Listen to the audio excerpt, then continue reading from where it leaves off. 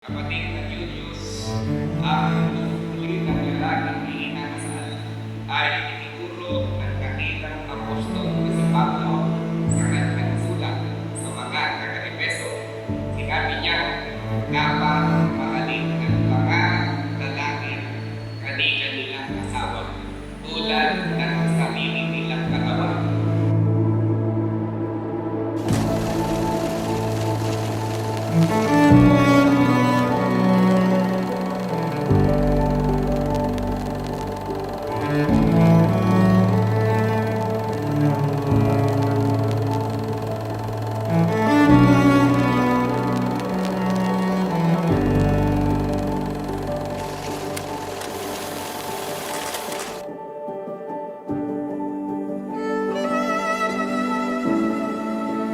Papa, maraming salamat sa tiwala at pagmamahal na binigay mo sa akin.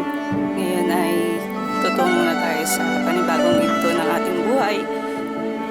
Naway magkasama tayong tutupad at maglilingkod sama.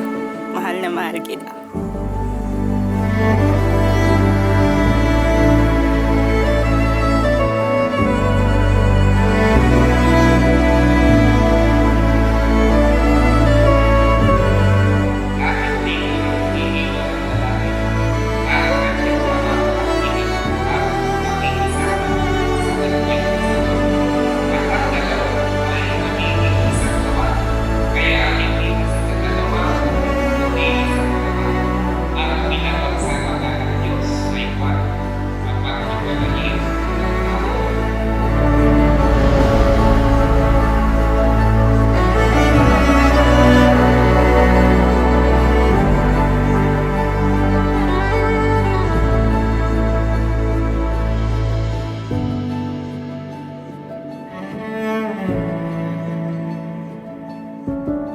Bien, maraming salamat.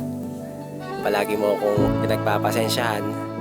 Kung minsan ay palagi ako may topak. Palagi kang nanunuyo sa akin. Ganon din naman ako sa'yo. Pangako, hindi ako magbabago. Mahal na mahal kita.